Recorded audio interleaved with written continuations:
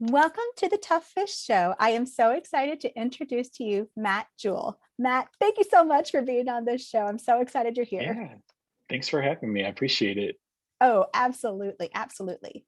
So I would love to, and we might have a Zoom bomber. I'm just going to say that now. My little cat is joining us. So Oh, there you go. okay. but so Matt, your background, you've had an extensive background in the financial world. Can you talk about how that has helped this writing path that you're on? Yeah, it's weird how I even got into that field to begin with, because I don't know that I have a passion for finance or numbers by any means. It's something that kind of organically happened, because I've always done writing since I was probably 12, 13. Was in different plays at school, and throughout high school, but I always like to study the scripts and I like to see how dialogue was written and things like that. So I never really connected the two until I really realized that a big part of finance and writing is relationship building and understanding how people are and understanding what people are passionate about. And people are very, as you're aware, sensitive and passionate about their money and how those things help them make their dreams happen and things like that. I think understanding that has helped me also just kind of connect writing and understand how to make complex characters and to really focus on motivation when creating characters. So it's taken me a while to make that connection, but when I realized that that was part of how things come together, I found that very interesting. I do too. And I love that the effort that you put forth to have multi-dimensional characters, that in-depth, complex character. I think that's really cool because I believe that you need to care about that character as well as the journey. But you can have a great journey, but if you don't care about the character, there's only so far that can take you. So, Yeah, how did you get into like being able to like? How did you go about that developing of the characters? I think that's really cool. thank you. Yeah, I with characters, I'm kind of in the mindset of I can't read a book if I don't care about the characters, like we were talking about. They've got to have when you read a flat character where it's just one note for that character, to me, they're forgettable, and they don't connect. And I'm the type of person that if I read a book, if I watch a movie, anything like that, I always put myself in those characters' shoes. And so that was what was most important when I'm looking at creating these characters were, one, I think of their motivation, like what do they want? If every character does not have a motivation, no matter what it is, that does not progress the plot, they don't have any business being in the book. For whatever reason, they have to progress the plot. Agreed. That's very important. But more than that, I think even I have a villainess in my book. She's a despicable person, but there's so many layers to her that she's so complex that she conflicts me. I didn't even writing her, but I think that having the multiple dimensions to a character and the different layers to them, it helps see different sides of them, because maybe you don't relate to one part of a character, but you relate to something else, or you've experienced something similar, and you find some type of common ground within that character. But it also helps, I think, to create that journey with the story. It's thinking of a rags to riches type of thing. You see character develop and grow, and there's so much growth within the main characters of my book. And I think that that's a part of the why it's really resonating with readers, is just seeing these two characters go through so much, and the journey that they go through, and seeing how they persevere through all of this. I think it's inspiring to people, and hopefully so. But I definitely try to find ways to help people connect to them, and as connected as I am to it as well. Oh, I love that. And I love that you talked about your villainess that way, that she had so, because I am a big believer that the villain is such an important character. When you have a dynamic like that, when you have a villain, that villain has to be compelling, because if you don't really Yes. care about, have some kind of feeling toward the villain, you don't really care as much about the protagonist. The fact that you have such feelings, good or bad, about the villain makes it easier to see that kind of move along. It pulls Yeah. it through. I think that it's why you might care even more so about the protagonist, because you really don't like this villain. So, and I mean, to me, That's the best way I to put it. yeah, Yeah. yeah, and I love when an author has created a powerful villain like that, because it just feels like you're rooting for the protagonist, as well as you're like, yeah, let's see what's going to happen to you now, or oh, you despicable thing, how could you do that, kind of thing. So, Yeah, I oh, that's agree. awesome. That's That's and that's awesome. a big part of it, is it's just you see that that push and pull between them. Mhm. It's like, what horrible thing are they going to try to do now, and how does the character respond? Yes, yes, that's awesome. And the push and pull. I like how you describe that, because Yeah, that's that tension in the book you want to feel absolutely. as you're moving through it. Oh, I Most love that. definitely. Yeah. So how'd you get into writing then? Y- I don't under it's such a weird question for me, because it's hard to say how I started writing. I guess in school, from a young age, I was not a math or science person, and anyone that knows me can. And that's what's ironic, is that I'm in finance, but I'm not a math science minded type of person. I always liked English and reading and hearing stories. And I think it did start with getting involved. Like, had friends that were in drama and theater and wanting me to get involved with them.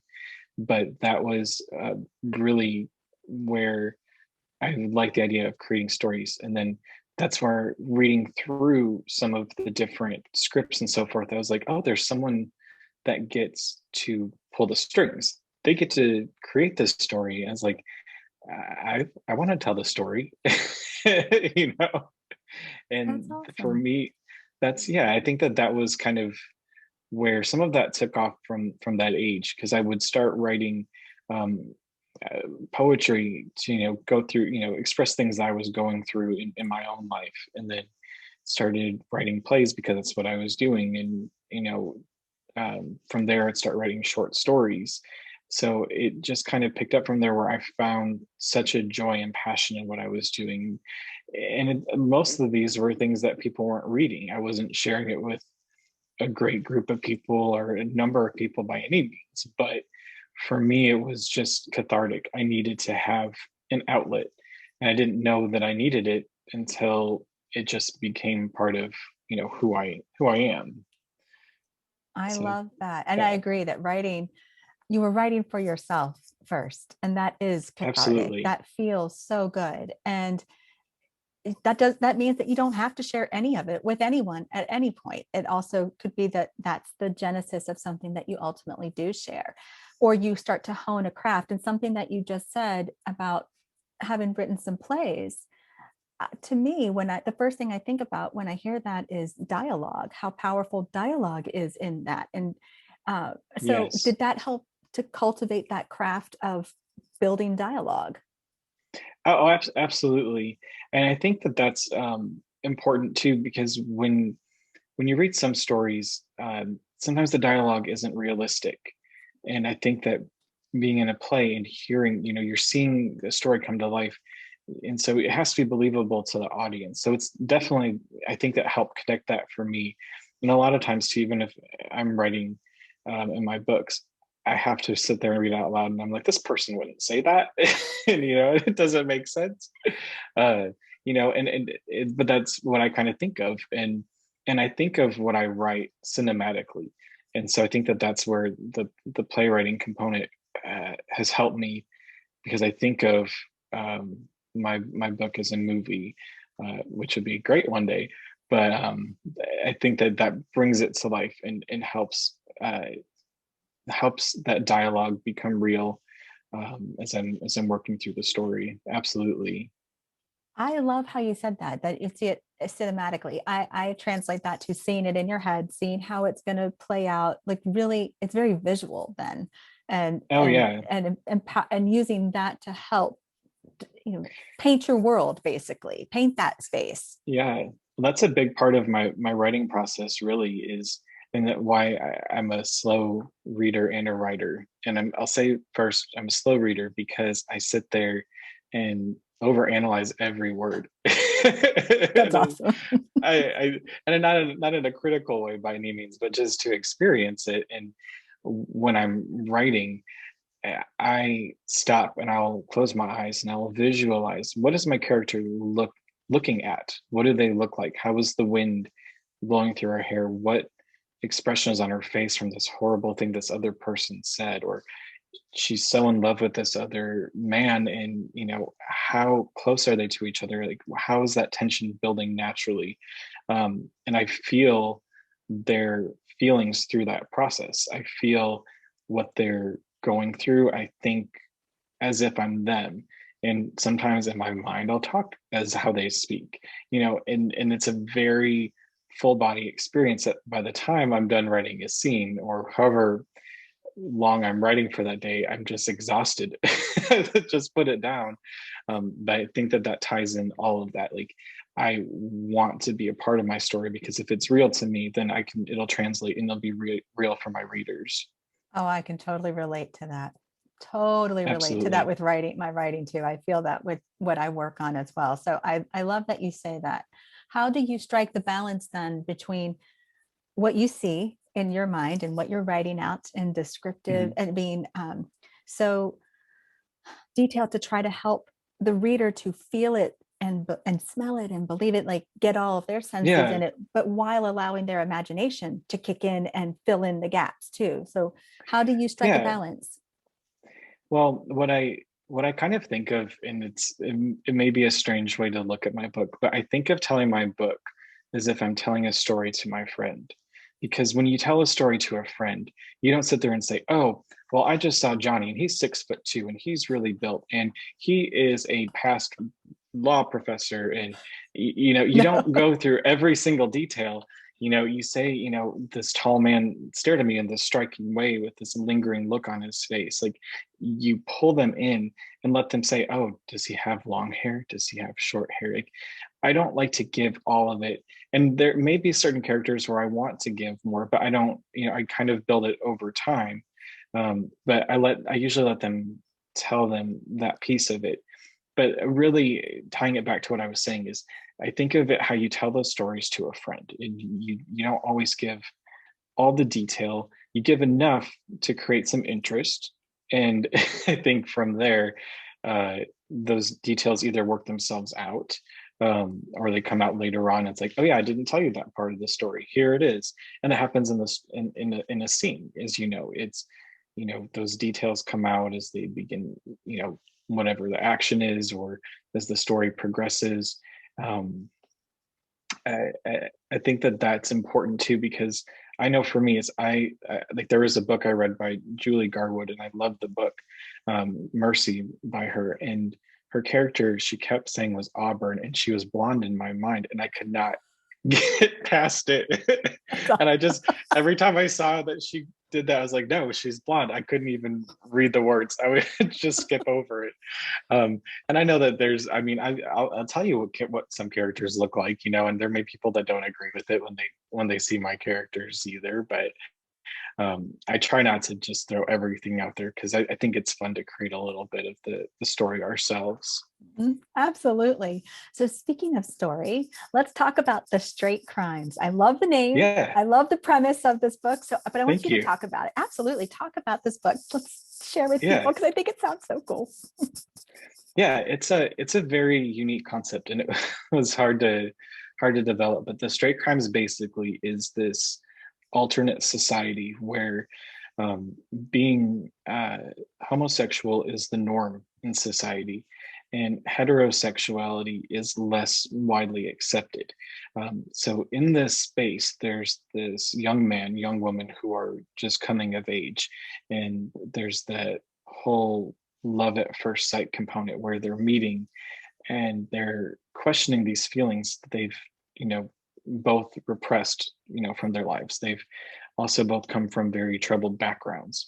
So it's, there's just been a lot they've already been through in their life. And it's kind of that whole, what's one more thing going to happen, if we're doing something that could be wrong. And it's this idea of basically putting the other shoe on the foot for a reader, maybe, and a lot of people will liken it to, being discriminated against for different things in their life, not just sexuality, but, weight and ethnicity and things like that. But it's basically looking at from someone else's perspective and seeing, what it's like for these characters to be discriminated against, and through that they have so much that's stacked against them. There's perceptions of things that are against them and realities of things that are against them, and as they're trying to figure out if they should be together or not, there's just a very sinister sequence of events that's set out against them, where they're trying to figure out is our love worth fighting for, and through that process learning from each other and growing and trying to find their place in the world. So it's a very it's heavy, it's a very heavy story, but there is a lot of heart within it, and there's a lot of different components to it. So as you were alluding to before, there's the romance piece of it, there's crime, there's murder, there's love, there's LGBTQ plus component to it, because even though it's not a story between two men or two women, it's the whole premise of that platform, fighting for that platform as well. So it's a hard story to explain. It's been a hard story to categorize, because it can go thriller, it can go romantic suspense, and so on and so forth. But I think that's what's interesting, and what my readers are really liking is a lot of people will say this is a book that normally would be out of my comfort zone, but I love the story, and they'll say why. People that read other genres like horror, they love some of the suspense elements of the book. So while it's a hard story to explain, I think that it does resonate well with a lot of readers so far, and hopefully more so as people continue reading it. I like how you described it, though, because I can understand that it feels complex to talk about, but in the same breath, it's just from what you shared about your writing process and the fact that your financial world background has helped with the empathy, with the watching relationships, understanding how people tick, understanding what's motivating them.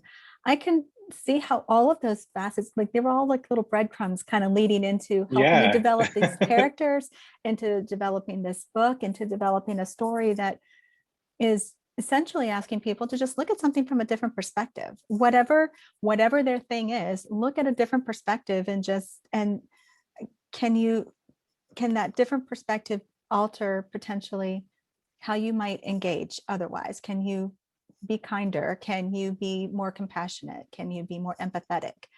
That's kind of what I'm taking away from this. Absolutely. That was my goal with writing, is that if I'm going to write something, I want it to, what is it going to leave with the reader? And I'm not trying to persuade someone to think one way or another necessarily, but basically to consider the way they treat others, to be kind. And I think that that's what's important is, and even too, people may find themselves in the situation where they might relate with, the antagonist in the story and things like that. But what really wanted to focus in on was just showing people like what can happen when hate persists and takes over our minds and our actions, and to show the human condition of how we have to weather the storm sometimes. And um, it was a challenging story, but yeah, absolutely. A lot of those things I think culminate together to kind of bring in that whole idea of how do we look at things differently. And that's I think what's special about this story. And for me, um, it was good to write. I felt good writing it, to finish it, to get it out, and because it was a very difficult story to tie together and make it believable. That's a challenging, because there's also this fantasy element to it, because this is not a normal society. That's not how our world exists, but it's also not a fantasy novel. Fair enough. So that Yeah, begs the yeah, question then, Matt. So how did you overcome that challenge? Because to your point, you're world building to a point, you're right. also changing so many other dynamics with one intention, uh, look at the other perspective, be kind. And I love that, be kind. Oh, that's just, I really do. Yeah, I so absolutely important. love that. Even when you say that about a thriller, I still love that. but Yeah. but how did you overcome that challenge to get to that space? Yeah, creating that society is very challenging, and there's a lot of, as you know, there's lots of drafting that goes into a story. No, only It's like, one, only yeah, one. right, only I'm one. kidding. If that's you, I Oh want to be no. you. Oh no. I'm only teasing. Yeah, I had to try it from a lot of angles, because um, it's it's ultimately, it's not a society like ours, where I didn't want to go into the scientific of it. I tried to write it where I was explaining some elements of that, and it just distracted from the story. I felt like it just pulled away from the idea, because it almost could be, I have my own ideas and I'm not going to share them. I want the reader to create those in their mind. But there's a lot of different ways that they can imagine how it went. But the one thing, that I will say is, essentially someone could think, was this a dream that this character had? You know, and that's not written that way. It's not my intention, but it's almost a different interpretation that you could take from the story. But I like I said, I tried to explain it, and it just didn't feel right. It didn't fit into the story. And I haven't had any readers come back and really get hung up on that, because the way that it pulls into the story and really helps kind of flip that switch. So I would say, like, for me, the key thing was that we're focusing on the the correct terms. I created different terms for the family unit, and so every, you know daughter has a mom and a mother, and every son has a dad and a father. So it's very specific, and it's brought up in the stories, because there's some characters that are within the book that don't have a mother, but they have a mom. And it's not, I don't think it's confusing, because it stays into the context. Like, it keeps, I try really hard to bring the reader along. I definitely didn't want to get anybody lost in that. But even still, like, I've taken a slur that's used against the homosexual community in our world, and flipped it, and it's used against the heterosexuals in this book. So I'm trying to find ways that it's like, this is how that word feels to this community. This is how it's going to feel in this context of this story. So there is a lot of intricate balance and trial and error in editing, revising, changing. But I think that it lands. I think that it makes sense in the context of the book. And while it was a lot of work to create that and to make the changes, I think I did a decent job with getting it there, to the point where um, it doesn't have to be scientifically explained to understand the message behind the story and what you're supposed to take away from it as a reader. I think but you said a few key things in there on how to overcome that. You wrote from different angles, and I don't know how many times you said editing. Probably, I think I counted at least three, maybe four, but rewriting it is also a form of editing, because you've gone back and said, yeah, I need to start this over. So let's start, which it becomes Yes. a whole new form of editing. And so what Right. I'm hearing is that it just wasn't one and done. It took Oh time, no. the effort that it Mhm. took, the rewriting, the edits that can feel overwhelming to someone when you're starting out or when you have gotten through Yeah. it.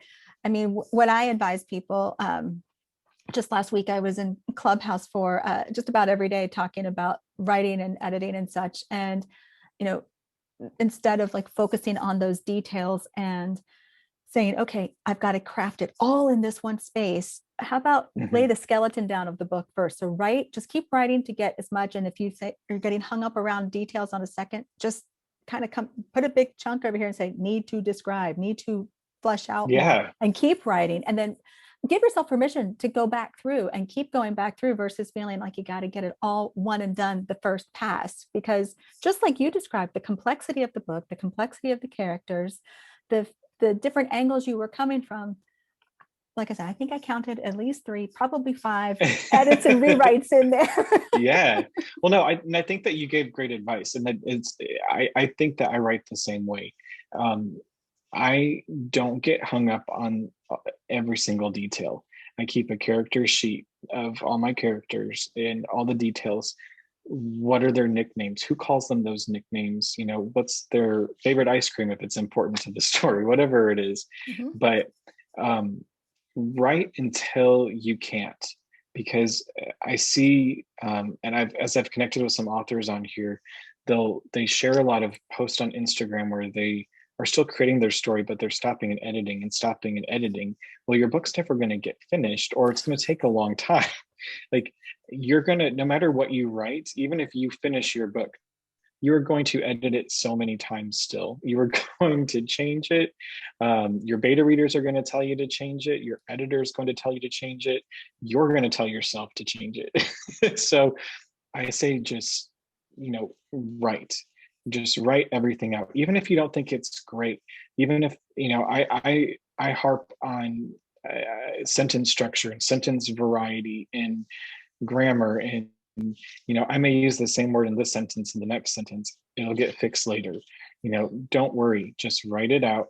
Get the story out of you while it's still in your mind, while the characters are speaking to you. Get it out of you, and just know that it'll get fixed later, because there's going to be some oh, you get it, Jen. Oh, So yes, I do. I'm sitting here much going, this is editing. exactly how I write. And so Yeah. yes, I feel you. Exactly. Matt, you are so much fun, and I'm so excited for you and your book. And I would love to let listeners and such know, how can they connect with you and where can they find your book? Well, thank you. Yeah, there's a few places. I'm mostly active on social media with Instagram. So you can find me at instagram.com /author.mattjuhl. That's MattJuhl. That's primarily where I'm at. I have a Facebook presence and Twitter, but I'm not typically on there.